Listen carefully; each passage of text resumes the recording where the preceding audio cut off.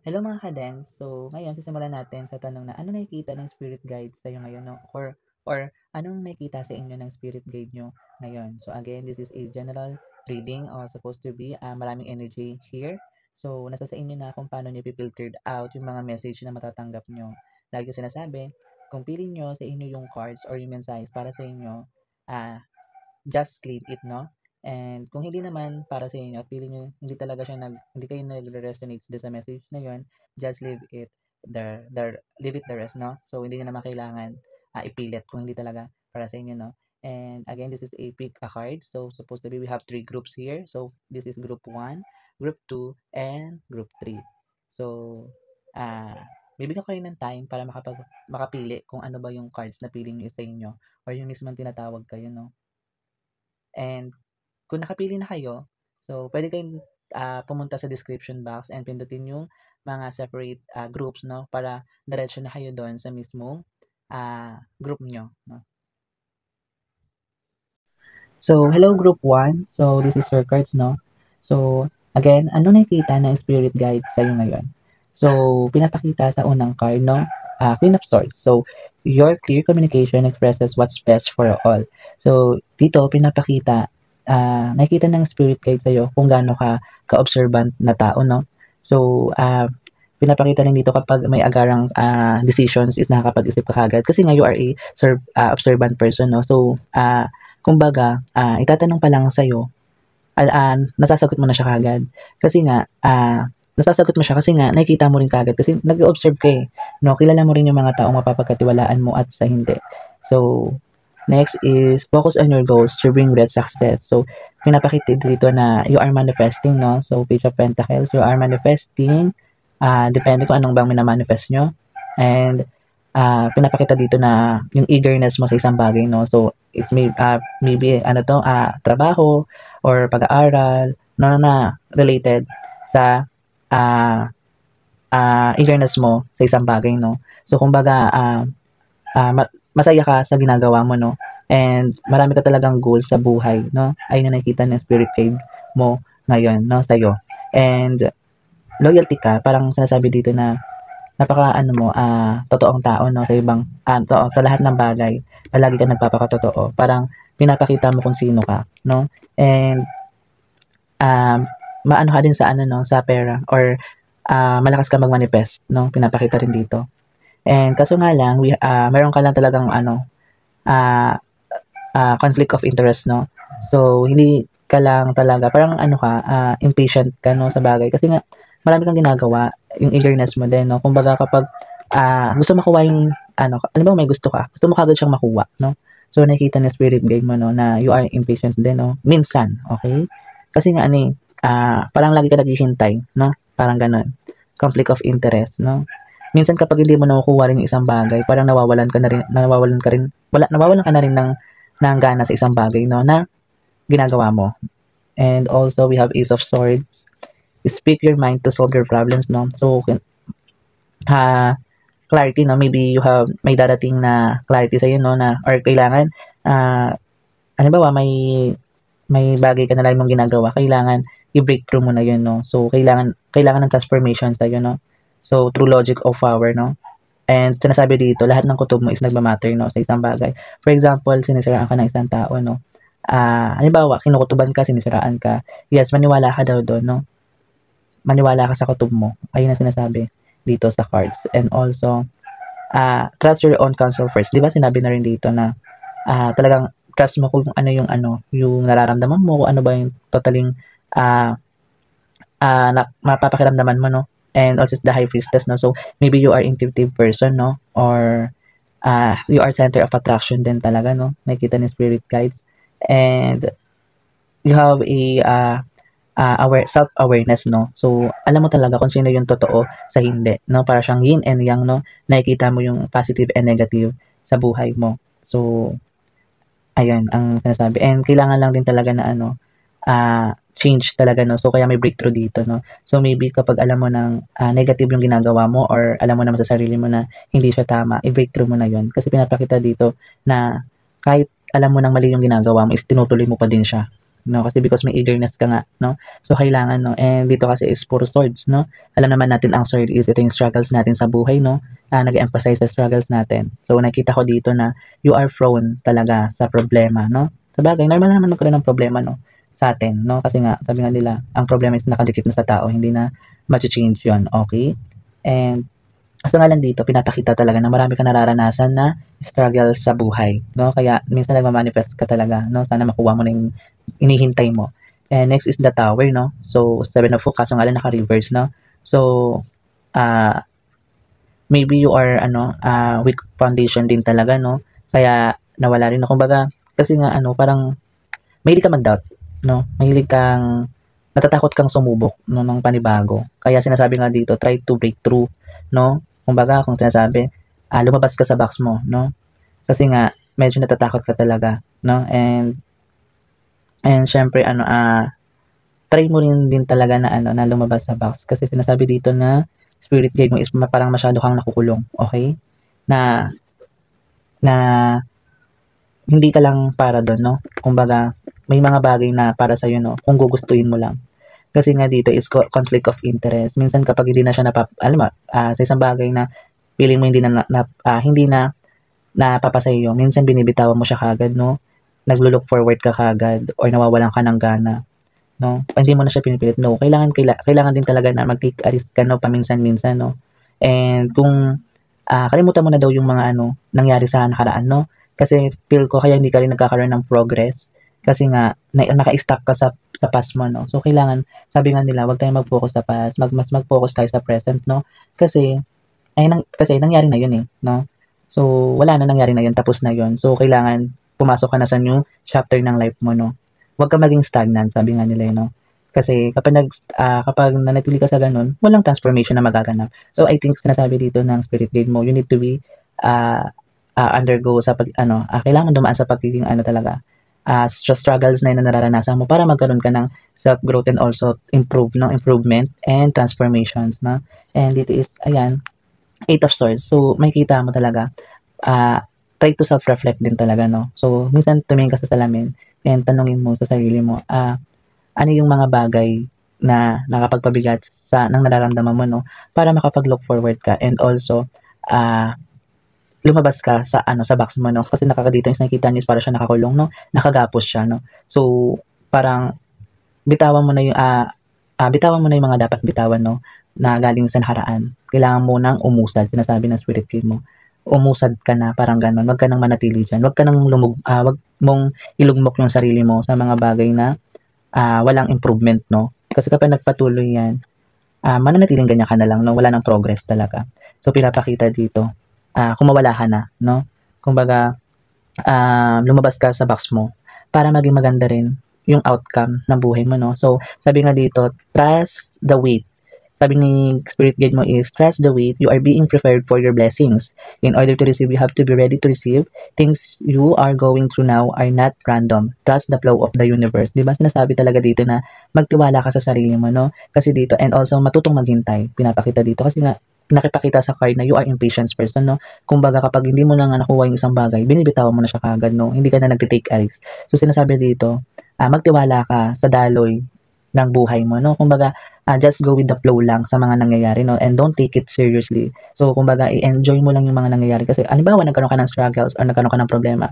Sabi nga, di ba nila, kapag may problema ka, hindi mo na kaya, or, di ba, iniwan ka ng jowa mo, sabi na nila, sa pag-move on mo, damdamin mo yung mga sakit, yung iyak, lahat, para mabilis ka mag-heal, no?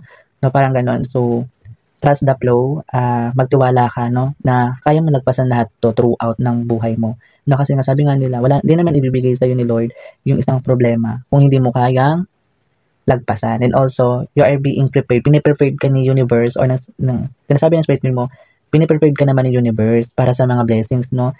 Basta magtiwala ka lang sa sarili mo, no? And do things na hindi ka magiging stagnant talaga din, no?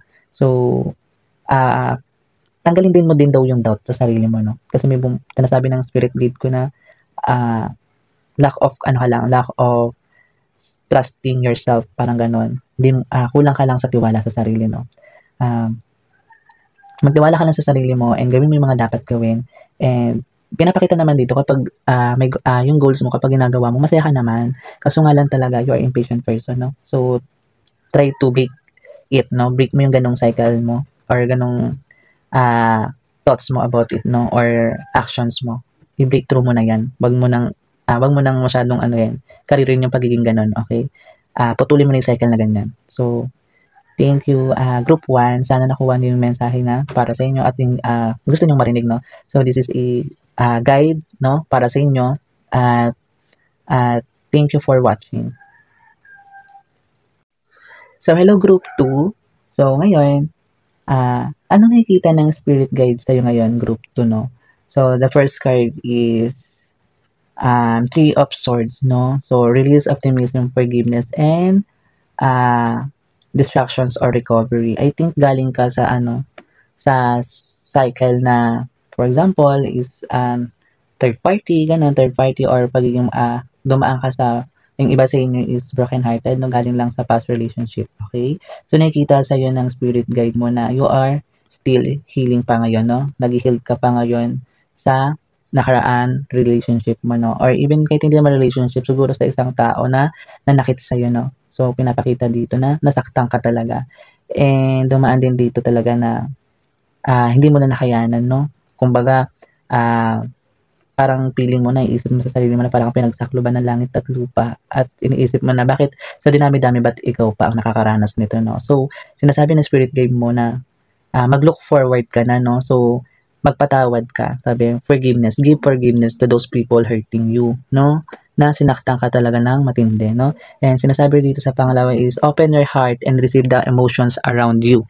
So, ibig sabihin, i-open mo lang yung heart mo kung nangyari sa'yo to, maybe na-broken ka, nasaktan ka ng taong nakasurround sa'yo or yung taong minahal mo, is, i-open mo lang, still i-open mo lang yung heart mo sa kanila, no? And magpatawad ka. And, huwag mong isasarado yung puso mo sa mga bagong energy na gustong pumasok sa'yo, no? Or mga taong gustong pumasok sa'yo. Kasi nga, sinabi dito is unconditional love supposed to be. When we say unconditional love, hindi na naman siya para lang sa magjowa or sa love life, no? Ang unconditional love, kahit kanino pwede mo siya makuha. Through friends, through family, through relatives, di ba? So, sinasabi dito na kung may darating, tanggapin, no? Kung may aalis, tanggapin din, no? Kasi ganun daw ang buhay, okay? And also, yung iba sa inyo is nag-heal nga kasi nga galing dito sinasabi ng spirit guide mo, look forward ka na, sabi. Mag-look forward ka na, no? Huwag mong hayaan na maging ganyan ka. Kasi sinasabi dito, self-love, okay? Mahalin mo muna. Sabi nga nila, bago ka magmahal ng ibang tao, nor ng isang tao, kailangan mahalin mo muna yung sarili mo. Kasi kung hindi mo kayang mahalin sarili mo, hindi mo rin kayang mahalin yung taong mahal mo or yung mga taong nasa paligid mo, no? So, open your heart pa rin even na nasaktan ka, no? Kahit nasaktan ka ng sobra. And pinapakita dito is the Chariot, no? The have success in the face of difficulty, no? So, kahit nga nangyari na sa'yo to, still, nalagpasan mo pa din, no? Or pwedeng nangyari man sa'yo yan, or nasabi ng spirit guide mo, nangyari man sa'yo yan, still alam kong malalagpasan mo yan, no? Kasi, focus lang. Kung ba, focus ka lang sa pag-heal, ganun, no? Focus ka sa pag-heal kung nasaktan ka man, and concentrate ka lang, no? Kasi maybe may taong darating na naman sa buhay mo na gusto ka makilala. And sa mga taong gustong makipag partnership sa'yo or relationship, wag mo silang pagsarahan, no? Yung mga taong to. Kasi may darating na tao pa rin sa'yo, no? Na gustong pumasok dyan sa chapter mo. Okay? Pinapakita. And also 7 of Wands, 7-7, no?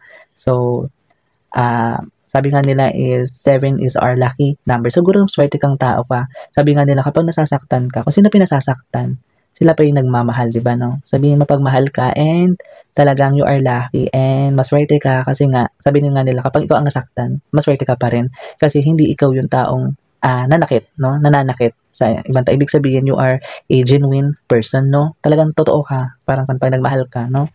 And next is the 7 of Swords. So this is when we say swords nga, it is a problem, struggles in your life, okay? Guard against deceit and concealment, no? Dishonesty, betrayal, strategy, tactics, no? Low self-esteem, no? Sabi nga nila, no? Sinasabi kasi dito, no, na galing ka nga doon talaga, no? Nakaranas ka talaga, pinapakita yung low kung ano yung mga struggle na naranasan mo nung dumating sa point na nagkaroon ng betrayal between your partner or between your friends, even in your families, no? So, pinapakita dito, pwedeng may hindi totoo, no? May hindi pagkasabi ng totoo, no? May hindi pagkasabi ng totoo or talagang nasaktan ka talaga because hindi mo inaasahan na yung taong pa yung nanakit sa'yo is talagang tao din na minamahal mo or talagang iniingatan mo din, no? Sabi nga nila, kung sino pa yung iniingatan natin, yung mga taong malalapit sa atin, minsan sila pa yung madalas na nananakit sa atin. Parang ganun. Not physically, no? Pero mentally, no? Pwedeng both physically and mentally, no? Sila pa yung nananakit. Next card is arrogance, no? Or Three of Wands. So, dito, no?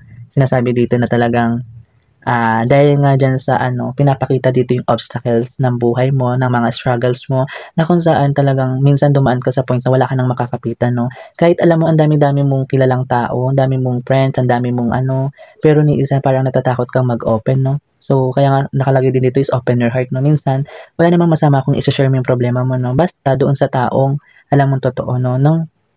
Kasi nga, di ba, the more na nag-share tayo ng problema natin, the more na nakakapag-move on tayo, the more na gumagaan din yung feelings natin or emotions natin. No? Di ba nga sabi nga nila, kapag ang ex mo nakikwento mo na or yung taong nanakit sa'yo, ibig sabihin, nag-look forward ka na doon. Paunti-unti ka nag-look forward. Kasi nga, hindi mo naman siya masasabi or makikwento kung hindi ka na rin talaga totally nag-heal ng paunti-unti, no? Step by step, no? So, sabi dito, try to open, no, sa iba kung ano ba yung mga nararanasan mo or mga problema mo para gumaan din yung feeling mo, no? Next is lack of emotional intelligence, lack of control, no? Pero sinasabi rin ng spirit guide mo na try to control yourself, no? Try mo lang, no? Sabi nga, wala namang problema kung minsan talagang may ganun din talaga na minsan nagkakaroon tayo ng lack of emotional intelligence, lalo na kapag nasaktan tayo, no? Sabi ni spirit guide mo na it is okay, no, na that through your experience, no, minsan talaga nagiging hard, no? Hard tayo, no? Kumbaga nagiging bato tayo sa ibang tao, no? Kasi natuto ka na, sabi ng spirit guide mo.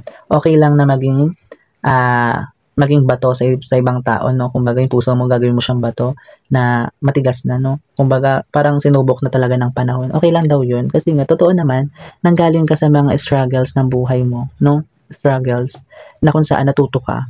And yung learning na yon from your past is talagang ina-adapt mo na siya ngayon. So, ayun ang sinabi ni spirit guide mo, no? And I think siguro yung spirit guide mo is masaya siya for you, no? Kasi kahit pa paano nakikita niya ulit yung ginagabayan niya is paunti-unting naglo-look forward and masaya, no?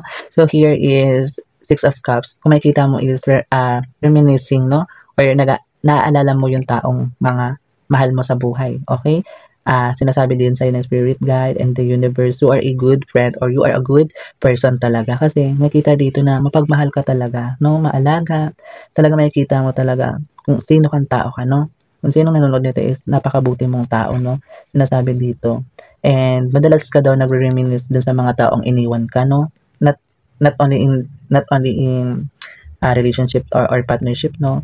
Pero sa mga taong mahal mo sa buhay. May mga tao rin kasing tinalikuran ka, pero still, hanggang ngayon, naalala mo sila. Kahit binetray ka or feeling mo, pinagkalulu ka talaga or sinaktan ka ng sobra, still, mahal mo pa rin sila ngayon. Naalala mo pa rin sila, no? Parang, to the point ka siguro, parang sinasabi mo, musta na kaya sila, ganun. Parang ganun, no? Mahilig ka mag-reminisce, sabi ng spirit guide mo. And, through that talaga, meron kang self-awareness o talaga nagsa-self-reflect ka talaga minsan, no? So, maganda yun, no, na nagkakaroon tayo ng self-reflect, no? Self-reflection through our struggles or experience talaga, no? And, so, ang sinasabi rin ng spirit guide mo, no, is, self-awareness is key. Take time to go within, spend time with your soul. Go for a walk in nature, ground yourself, meditate, listen to your favorite music, whatever you enjoy most. Do that today, no? Pinapakita rin talaga ng spirit guide mo na ano ka talaga, ikaw yung taong mahilig mag-self-reflect, no? Na kung saan talagang, yes, maganda yun, sinasabi ng spirit guide mo. And para maintindihan mo talaga, sabi nga nila is try to involve yourself to nature, meditate yourself, kasi nga, healing talaga nakikita ko dito yung healing process mo talaga. So still, yung mga tao nandito is nag-heal pa, no? So nandun pa sila sa point na they are moving, no? Or someone, or sa mga tao nga nakit sa kanila. So, para daw gumaan yung sarili mo, sabi ng spirit guide mo is gawin mo yung mag-meditate ka, i-enjoy mo yung sarili mo na mag-isa ka, parang ganon, try to makinig ka ng mga kanta, parang ganon, no? Para kahit papaano is nagkakaroon din talaga ng na paunti-unting pag-look forward, no? Kumbaga, hindi ka na nanatili sa ganun. And para rin talagang, hindi mo, makalimutan mo din talaga yung taong mga nanakit sa'yo. So, thank you, Group 2. I wish natanggap mo yung mga message na gusto mong marinig, no? From your spirit guide. So, thank you. Hello, Group 3. So, ano nakikita ng spirit guide sa'yo ngayon, Group 3, no? So, ang unang-unang card mo is Four of Pentacles, no? Greed, materialism, and also lack of originality, possessive. So, nakikita ko dito talaga na you are a possessive person, no? Na kung saan, kapag may mga bagay na gusto mo, is parang gusto mo talaga, no? Parang yung eagerness mo is gusto mo siyang makuha talaga, no? Agad-agaran, no? And also the obstacle of your life. Nakikita ko dito talaga na bago ka makarating sa kinalalagyan mo, talagang pinaghirapan mo din, no? Yung iba sa inyo. Also, next is Knight of Swords. So, you are strong, energetic, and ready to take on the world, no? So, wala kang kinakatakutan, sinasabi dito, no? Because you are a Knight of Swords. So, kahit ano kaya mong tapatan, no? Or kaya mong makipag-compete sa ibang tao, sa mga bagay, kahit sa problems mo, kayang-kaya mo siyang labanan, no? So, fearless, napakatapang mo dong tao pinapakita dito. And you are energetic. Yung mga soul na kung saan is very energetic, no? Kung, for example, may mga low energy na person, kapag nakita ka, parang dahil high yung high yung energy mo, nakukuha nila, no? So, talagang skillful, ka rin talaga, skillful and talagang strong, wala kang nakatakutan, no? Marami kang, kumbaga, kayang-kaya mo makipagkompetensya sa iba, no? Ikaw, kasi naman, matapang kayo. Kumbaga, wala kang nakatakutan, sabi ng spirit guide mo. You are a strong person, sabi ng spirit guide mo, no? And next is, Five of Swords. So, again, ang swords is struggles in life yan na kung saan ito yung mga struggle na naranasan mo, maybe or mararanasan mo pa lang, no? So, sinasabi dito ng spirit guide mo is strength, parang kumbaga, yung mga problema nararanasan mo or mga problema, doon pa lang sinusubok ka na, sinasabi dito, no? Strength tested. Talagang sinasabi talaga dito na you are a strong person, no? Na kahit ninong hamunin, parang go ka lang, no? Parang ganun, go with the flow ka lang, no? And also pinapakita dito, no, na alam mo yung mga tao nandun sa kapaligid mo, no? Kahit hindi sila nakatingin sa'yo, pero nakikita nila yung progress mo, no? Sabi ng spirit guide mo, nakikita rin talaga nila yung mga nararanasan mong problema, no? Alam mo, kala mo lang, sabi ng spirit mo, kung tatanong ng spirit guide mo, kung minsan nasasabi mo, may tao pa ba talagang nakakapansin ng mga problema ko? Parang ganun, kapag baon ka na talaga sa sa problema, laging sinasabi sa'yo ng spirit guide mo, oo, at isa na rin ako doon sa nakakakita ng mga struggles mo and yung mga nalalagpasan mo, no, na problema, no, sabi ng yung spirit guide, no? And sinasabi ng spirit guide mo, kahit hindi mo man tanungin yung ibang tao, talagang alam din talaga nila yung struggles mo sa buhay, no? Kasi nga you are you are strength person, eh. And next is the Fool. Spread your wings and fly. And I think nakita ko dito talaga na isa kang tao na kapag may naisip kang isang bagay, kasi you are a possessive na possessive person ka din, pinapakita dito, no? So, ikaw yung tao kapag pinangunahan ka ng curiosity mo, talagang susubukan mo, no? Wala ka, ka rin parang padalos-dalos, no? Careless ka din, or mahilig ka mag-take a risk, kasi nga, you are a strength person, and talagang ang mga ibang tao talaga sa'yo nakasurround is maybe ang tingin sa'yo is you are a competitive person, no? So, hindi naman, pag sinabi naman natin competitive person, tandaan nyo, yes, group 3, huwag nyo agad iisipin pag sinabing competitive is negative na kagad. No. Minsan maybe positive din yan. Positive din yan, pero it depends on you kung paano mo siya iti-take, no? Halimbawa, for example, siguro sa group 3 na may mga estudyante na nanonood dito, no? Like sa isang classroom, hindi naman din may iwasan, di ba, na tatawag natin competitive, no? May mga klase tayo talagang darating sa point na meron tayong klaseng very competitive, kumbaga, na kahit anong galaw mo alam niya. Kasi nga, tinitingnan din niya yung mga competitors niya, no? Parang business lang din yan. Sa isang business, siyempre, kailangan mas magandang may aware ka sa mga competitor mo para alam mo yung mga advantages and disadvantage and advantage ng business mo. So, ganun yun, okay? So, siguro maybe iba sa inyo may business, no? And iba sa inyo is student, okay? Kaya minsan nararamdaman nyo yan, yung struggle sa buhay nyo, no? So, new journey, no? So, new journey, talagang pinapakita dito na marami ka nalagpasan ng cycle ng life mo, no? Na kung saan, palagi na lang bumabalik ka sa new journey, no? Minsan natatapos mo rin siguro yung journey na yun, no? Sabi nga nila, 'di ba, every year we have new chapter in life, no? Kada taon, kada month, kada lagi tayo nasa chapter life, no? Kaya may dito. And also sinasabi lang dito na mag-ingat ka lang din kasi marami nang kakompetensya, no? So sinasabi ng spirit game mo, maraming tao nakatingin sa iyo, pero ang alam mo wala, no? Feeling mo may mga parang hindi ka talaga pansinin na, pero ang totoo pansinin ka ng mga tao. So ayun ang sabi ng spirit game mo. Also, pinapakita rin dito talaga na skillful kang tao, no? Talagang, masipag kang tao. Kumbaga nakikita yung potential mo, no? So, next card is imbalance, no? Dito? Two of Cups. So, this is, nag-emphasize ito in give and take, no? So, supposed to be, naka-reverse kasi siya. Minsan sa couple din to, no? Or maybe for your partnership, may siguro sa inyo partner na, no?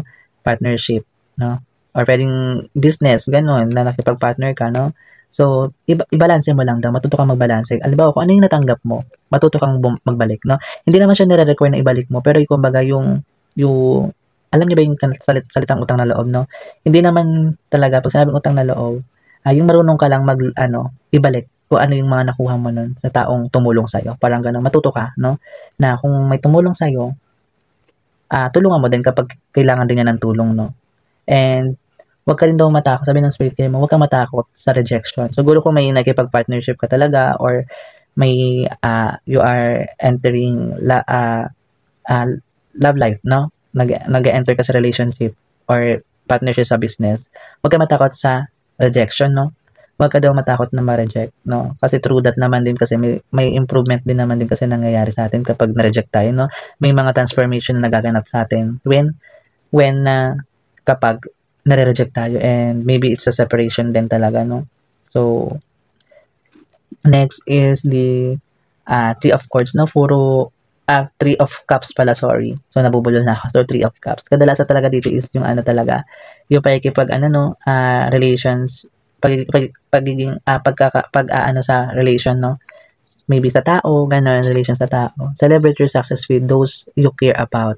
So, sabi dito, i-celebrate mo kung ano yung mga nakukuha mo sa buhay kasi pinaghirapan mo yan. So, deserve mong mag-celebrate, support sarili mo, no? Kumbaga kasi may accomplishment na nangyari kasi, di ba? Or maybe nga siguro iba sa inyo nagbi-business din, no? Sabi ng spirit guide mo, i-celebrate mo kahit maliit na bagay lang, no? Kasi deserve mo yan. And also, matuto ka rin mag-share daw, sabi ng spirit guide mo, no? Matuto kang mag-share ng kaalaman mo or yung knowledge mo, no? Na pwede naman makatulong sa iba, no? So, wag mong ilimit yung sarili mo pagdating sa sharing, no? Sharing of knowledge, sharing of kahit no? Basta kung if you are blessed, share it, no? Mag-share it mo lang, no? And talagang nakikita ko dito na nakikita ka talaga ng tao na isa kang matapang and masipag na nakita nilang you have a progress talaga every time na dumadaan ka sa struggles, okay? Na nagugulat sila, hala na nagpasen niya, ang galing, no? So, yes, society, it means talaga nakatingin talaga sa'yo yung mga nakasurround sa'yo. And sinasabi dito is Six of Swords. So, kung ano yung mga pwedeng i-let go mo na, pakawalan mo na. Huwag mo na siyang i-steal sa sarili mo, no? And, huwag kang magdadalawang isip, no? Kung ano yung naisip mo, kung ano ang pumasok sa isip mo, gawin mo, no? Huwag ka lang puro sabi, parang gano'n sinasabi sa akin. Kung kailangan talaga na i-let go ang isang bagay, isang tao para for your sake, i-let go mo, no? Huwag mo nga hayaan na matalo ka nila, no? Parang gano'n. In-emphasize lang dito is yung problem mo, no? Halimbawa, dumaan ka sa mga cycle na kung saan sobrang-sobra yung struggles mo in life. Mag-look forward ka na, huwag ka na bumalik doon, no? Kumbaga, kung nadapa ka na, bumangon ka, nung nadapa ka, marami kang nag-self-reflect ka, parang gano'n, marami kang natutunan learnings, gamitin mo till now.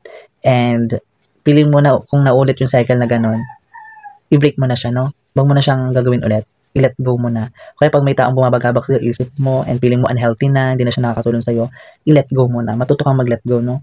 Matuto tayong mag-let go. Wala namang masama kung magka-cut tayo ng isang tao or ile-let go natin yung ibang tao, no? Na feeling natin is unhealthy na sa atin. Next is slow down and take your time. There is no need to rush. No, kaya sinasabi dito talaga na ano na talagang yung eagerness mo din talaga no? Kasi na energetic ka no? And I think dito is imbalance din kasi. So, pinapakita rin talaga dito na na you are, pag nag-curious ka nga, sinusubukan mo. So, sabi niya, pag-isipan mo ng maigi, no? Pag-isipan mo din yung mga taong i-let go mo, no? Matuto kang at think your actions and decisions in your life, no? Kasi huwag kang padalos-dalos. Kasi kita ko dito sa cards mo, may ka mag-take a risk, no? Hindi mo na pinag-iisipan yung ibang bagay.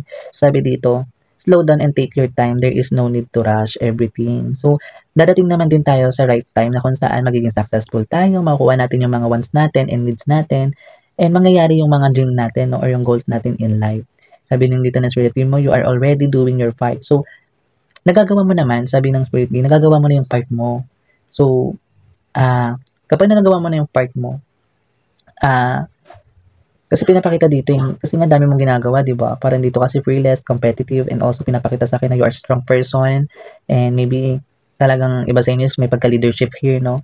Nagagawa mo yung part mo, huwag kang mag-alala. And also trust, no? Trust yourself din, sinasabi dito, no? Matuto kang yung decisions mo. Halimbawa, magla-let go ka ng tao sa buhay mo, pagkatiwalaan mo yung sarili mo, no? Na once you decide it, gawin mo na, no? Magtiwala sa sarili mo. Kapag di na talaga unhealthy or feeling mo talaga, let go mo na, no? And sabi dito, trust that what belongs in your life is already making its way towards you in divine timing. So, ito sinasabi sa iyo ng spirit guide, no? Sometimes kasi tayong mga tao, talagang kadikta natin impatience talaga. Lahat ng tao, dumalating talaga sa nagmamadali, padalos-dalos. So, talagang sasabi dito ng spirit guide mo, please, kumbaga, take time muna. Okay? Take time to decide kung ano ba yung tama, no? And also kung ano ba yung tama nating gawin, no? Kung tama pa ba nasa wasdo during our decision making, nasa maayos ba yung isip natin, yung mind natin, no? Sabi lang ng spirit dito, maging patience tayo, no? In everything, in every aspect of our life, no? Kasi talaga naman na it takes time naman talaga. Kumbaga, dumaan ka muna sa process, no? Sabi nga nila, may due process tayong sinusunod, no? Every time na may ginagawa tayo, we have a due process of process, no? Process. So, dumaan muna tayo dun sa mga small process bago tayo pumunta sa mga big process na gusto natin gawin, no? So, yan ang message sa'yo ng spirit guides mo, kung ano nakikita niya sa'yo, no? So, thank you, Group 3. Sana nakuha niyo yung gusto niyong message for you and sana maging guide to para sa inyo, no? And salamat. Bye-bye!